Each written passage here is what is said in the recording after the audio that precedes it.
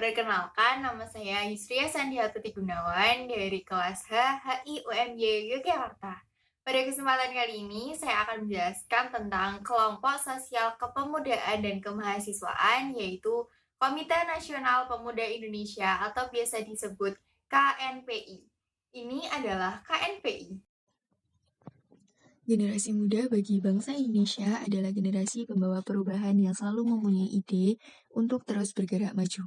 Pemuda Indonesia yang mempunyai energi, semangat, dan mempunyai cita-cita ke depan untuk kemajuan Indonesia menunjukkan kepedulian mereka dengan membentuk suatu gerakan pemuda, salah satunya adalah KNPI. KNPI muncul karena banyaknya permasalahan seperti instabilitas politik dan ekonomi di Indonesia.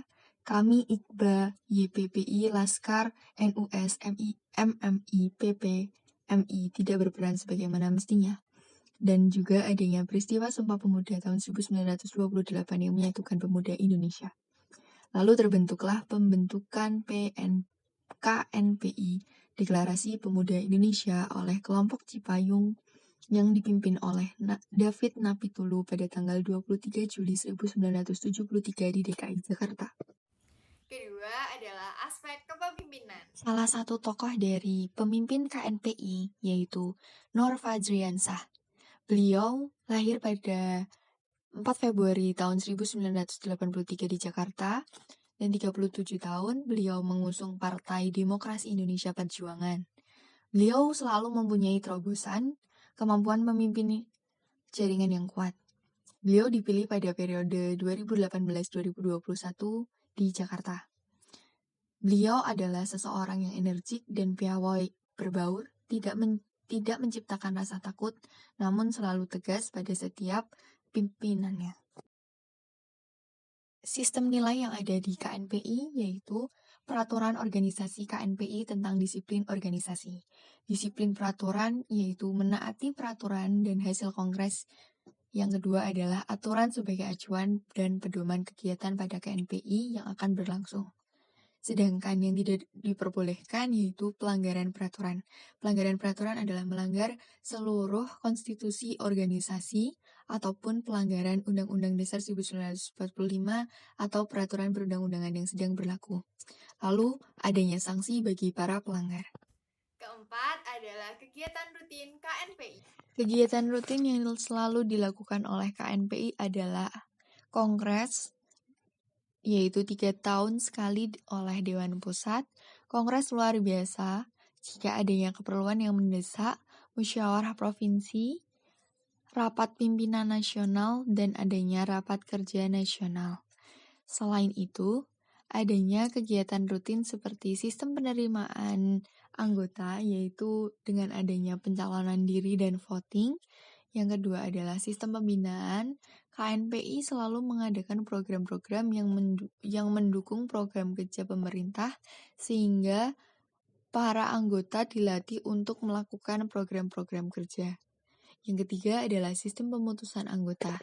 Sistem pemutusan anggota dilakukan jika anggota melakukan pelanggaran atau habis masa jabatan selama 3 tahun. Selain itu, ada kegiatan yang tidak rutin namun adalah hasil dari rapat-rapat KNPI seperti peringatan Hari Besar Agama dan Hari Nasional, program Bina Kampung, dan juga pengembangan bakat minat oleh masyarakat. Yang kelima adalah pengikut setia. Pengikut setia pada KNPI adalah orang yang berpendidikan karena organisasi kepemudaan yang berwawasan.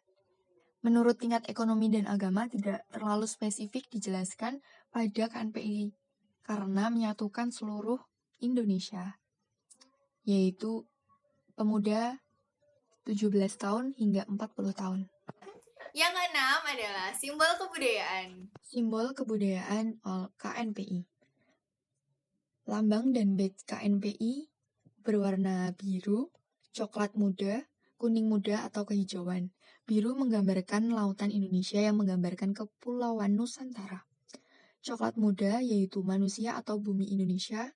Hijau kekuning-kuningan atau kuning muda yaitu warna daun muda yang menggambarkan generasi muda harapan bangsa dan sifat pemuda itu sendiri yang penuh optimis dan harapan. Ukuran lebar dan panjang bendera adalah 3 x 4. Warna bendera biru bagian atas dan putih bagian bawah dengan lambang KNPI di bagian tengah. Biasanya berukuran 90 kali 120 cm atau dalam peristiwa yang tidak resmi atau tidak biasa, ukurannya selalu berbanding 3 kali 4. Yang selanjutnya adalah jas KNPI yang berwarna biru. Ketujuh, perubahan sosial. Perubahan sosial yang terjadi di KNPI, yaitu komitmen politik yang awalnya jadi pengusaha menjadi perjuangan nilai-nilai. Perekrutan yang awalnya tiripan penguasa menjadi demokratis. Partai politik yang awalnya tunggal menjadi multipartai. Program yang awalnya di-backup oleh pemerintah, sekarang lebih mementingkan kepentingan rakyat.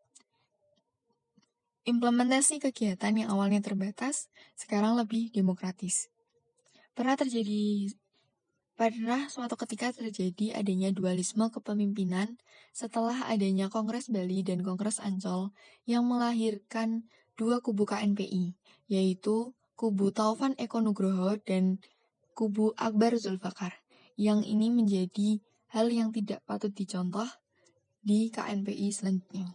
Kelompok KNPI adalah kelompok yang mengalami perubahan sosial secara cepat atau revolusi, karena setiap perubahan selalu dikoordinasi oleh pemimpin lalu dilakukan dengan cepat. Perubahan ini juga selalu direncanakan karena adanya kongres-kongres atau rapat-rapat yang akan dilakukan oleh pemimpin dan beserta anggotanya. Perubahan sosial pada KNPI juga dapat dikendalikan karena selalu dirapatkan sebelumnya. Demikian yang dapat saya sampaikan. Kurang lebihnya mohon maaf. Terima kasih. Wassalamualaikum warahmatullahi wabarakatuh.